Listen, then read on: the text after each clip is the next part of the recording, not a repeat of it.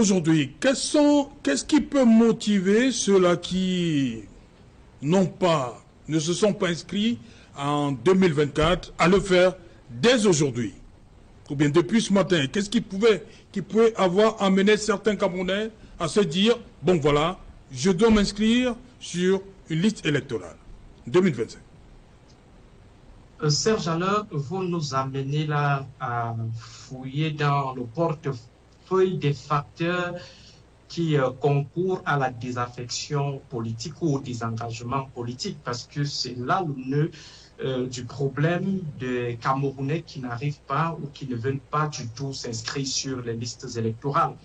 Donc, il faut revenir sur ces facteurs pour voir comment essayer de les niveler, comment les améliorer afin qu'ils n'impactent plus la perception que les Camerounais ont de la politique en général et des élections en particulier. Je dirais qu'aujourd'hui, il faut rassurer les Camerounais, il faut leur faire comprendre que la victoire sur l'ordre dominant est possible. Parce qu'il faut rappeler que si aujourd'hui, beaucoup se mettent en dehors du jeu, sont hors jeu, sont aujourd'hui des acteurs passifs, c'est parce qu'ils ne croient plus à l'impact de leur vote. Ils se disent que voter ou sans voter, cela ne donnera absolument rien. Et ils fondent leur argumentaire sur un bon nombre d'éléments, tels que la fraude électorale, tels que la répression politique, ou tout simplement le manque d'offres politiques, l'offre politique étant déclinée ici en deux éléments. Le premier est les programmes proposés par les acteurs en compétition et le deuxième étant ceux-là qui doivent conduire l'implémentation de ces programmes quand ils remportent les élections. Ce sont les candidats. Alors aujourd'hui, il est important pour les acteurs qui sont sur le terrain ou qui vont rentrer une fois de plus sur le terrain, de dire aux Camerounais que la victoire est possible. La maîtrise de la fraude électorale est possible. Le face-à-face électoral est possible. Nous pouvons avoir un classico électoral en 2025, c'est-à-dire un classico qui opposerait un Real de Madrid de l'ordre dominant et un Barça qui serait incarné aujourd'hui par le mouvement pour la renaissance du Cameroun. Il faut tenir ce discours aux Camerounais et aussi leur offrir des éléments qui rassurent, qui garantissent un certain engagement des acteurs alternatifs à sécuriser le vote, parce que c'est là où se trouve le véritable problème. On va s'inscrire, on va voter, mais après, on va détourner les voix ou tout simplement, on va les mettre dans la poubelle. Aujourd'hui, il faut rassurer, il faut dire aux Camerounais que cela est possible à travers la mécanique de la défense populaire des votes. Leur faire savoir également que si dans des années écoulées, nous avons eu affaire à une certaine opposition qui manquait de leadership charismatique, une opposition qui faisait beaucoup plus dans l'allégorie de la grande prostituée. Désormais, nous avons, au-delà des leaders qui s'affirment comme sacrificiels, nous avons des acteurs militants qui sont déterminés à pouvoir mener le jeu jusqu'au bout. Il faut également rassurer les Camerounais en leur montrant comment on est engagé désormais contre les manigances ou les tripatouillages de l'ECAM. Il faut donner le ton, il faut montrer la voie, cela va rassurer davantage. Et enfin, pour ne pas monopoliser la parole dans ce premier j'aime, M. Serge Alaotou, il faut que les Camerounais soient suffisamment sensibilisés, qu'ils soient atteints par le message des inscriptions sur les listes électorales. Nous n'allons pas dénigrer le travail qui est fait au niveau des réseaux sociaux, nous n'allons pas ridiculiser le travail qui est abattu par les médias, mais nous pensons que beaucoup de choses restent à faire au niveau de l'atteinte de nos cibles, que sont ces masses en bas d'en bas qui ne sont pas du tout au courant des enjeux électoraux de 2025, qui ne sont pas du tout au courant des stratégies qui sont mises en œuvre par les acteurs pour essayer de contourner, d'atténuer la fraude électorale et la répression politique. Il faut donc se transformer en témoin de Jéhovah des inscriptions électorales en faisant du porte-à-porte, en engageant des discussions autour des élections à tout vent, que ce soit dans les zones populaires, que ce soit dans des domiciles, essayer de conscientiser davantage les Camerounais, aller dans des blocs impénétrables qui sont restés juste là, impénétrables, des zones qui sont restées imperméables au discours de l'engagement électoral. Il faut aller dans l'arrière-pays. Je continue de maintenir que le Cameroun ne se résume pas à Yaoundé-Lofungi avec ses 7 arrondissements ou alors Douala avec ses 5 arrondissements.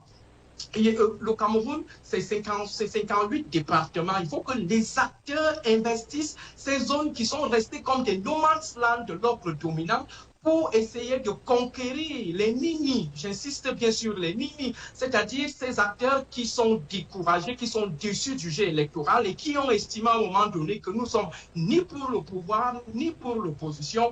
Il est important aujourd'hui pour les acteurs alternatifs et même ceux du pouvoir d'aller conquérir les cœurs de ces nini en leur faisant savoir que le jeu est possible, le jeu potable est possible, l'égalité de chances de victoire est possible et qu'on peut amener ceux-là qui veulent toujours ramer à contre-courant de l'idéal de la transparence électorale, à observer les règles du jeu et surtout à incarner les idéaux de fair play politique parce que c'est aussi assez important. Donc, Serge Alain, c'est un agrégat d'éléments qu'on doit joindre au nouveau discours pour essayer de booster davantage les inscriptions sur les listes électorales. Docteur Mounou. Déjà, Serge Alain, autour, il faut rappeler que les évêques, avant d'être évêques, avant d'être prélats, avant d'être prêtres, sont d'abord des citoyens camerounais. Et comme je l'ai toujours relevé concernant les universitaires, il faut combattre l'intellectualisme, c'est-à-dire faire semblant de ne pas connaître les mêmes difficultés que ceux qui vivent dans votre environnement, sous le prétexte que vous serez un illuminé ou alors tout simplement un évêque. Je crois que jusqu'à présent, tous les évêques qui se sont prononcés jusqu'ici ont leur carte nationale d'identité. On ne leur a pas encore retiré la nationalité camerounaise. Et aussi, personne ne leur a retiré leur carte patriotique et leur carte humaniste. Et de ce fait, ils ont toute la légitimité et toute la légalité pour s'exprimer avec leur ton et leur mot sur tout ce qui mène la société camerounaise et plus ce qui peut influencer, impacter ceux qui sont sous leur autorité, autorité morale, autorité religieuse, qu'ils appellent communément leurs oeils. Donc, Monseigneur Cléda est dans son rôle, l'évêque de Ngaoua est dans son rôle, l'évêque de Garoua et d'autres sont dans leur rôle. Et deuxième chose, ces évêques appartiennent à une communauté. Ils sont des leaders communautaires. Par conséquent, ils peuvent jouer le rôle des stakeholders, c'est-à-dire des porteurs de cause. Ils peuvent ne pas parler in tutu personae, mais du moment où ils sont à la tête des hommes, des groupes, ils deviennent des passerelles, ce qu'on appelle en sociologie des organisations des marginaux séquents. Ils peuvent communiquer à la fois avec les en bas d'en bas, comme ils peuvent communiquer avec les en haut d'en haut. Et en plus de cela, ce sont des autorités morales. C'est-à-dire que lorsqu'il y a des actions décadentes, que ce soit au niveau social, politique ou sécuritaire, ils doivent se prononcer en tant que gardiens de la morale, en tant que gardiens de l'éthique, en tant que gardiens des valeurs.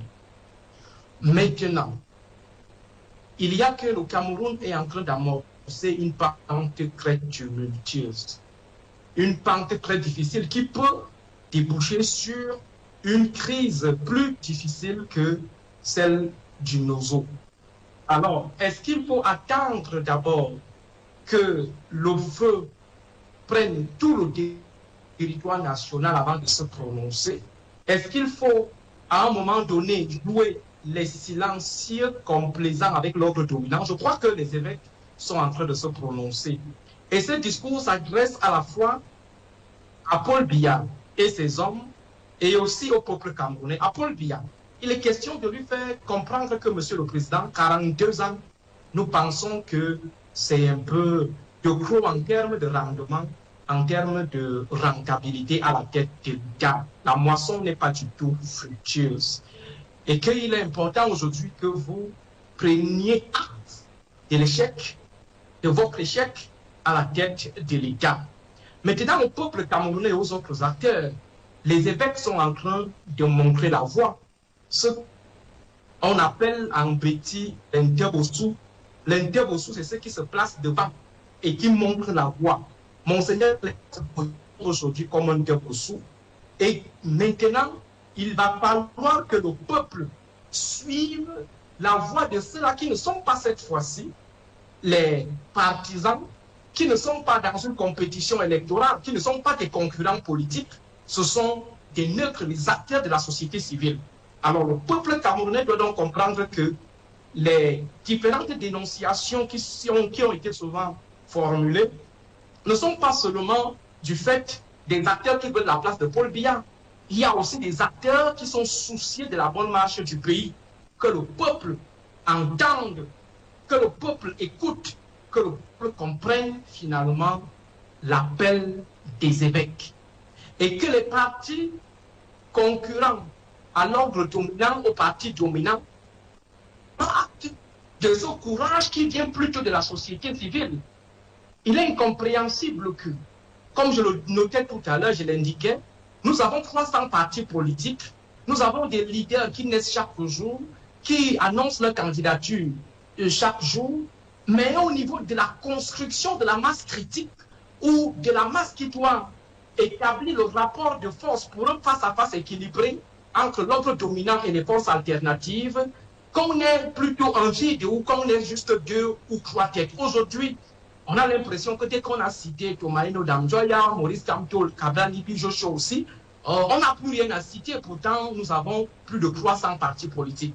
Alors, comme on avait parlé en 90 du vent de l'Est, aujourd'hui, on peut dire que le vent de l'Église catholique qui doit maintenant souffler sur toute la religion, sur tous les leaders religieux. Nous attendons maintenant des églises de réveil, nous attendons maintenant les imams. Et je rappelle, et c'est quelque chose à noter, M. Sejalotou, c'est que les 3 prélats qui se sont prononcés avec véhémence viennent de la grande région septentrionale du pays de Côte, du Grand Nord, la région du Grand Nord. Ça veut dire que dans une zone où on a l'impression que c'est beaucoup plus l'islam qui trône là-bas, on a des voix qui s'élèvent pour dire stop. Alors que ceux-là qui occupent davantage le territoire religieux dans ces zones prennent aussi les devants, suivent les pas. Et je crois qu'aujourd'hui, la dynamique qui est lancée, le ton qui est donné, si ce ton est maintenu, jusqu'en octobre, beaucoup de choses vont changer. Et je crois que les ennemis de la démocratie et de l'expression libre des choix vont se ranger, ils vont capituler. Merci, Dr Mono.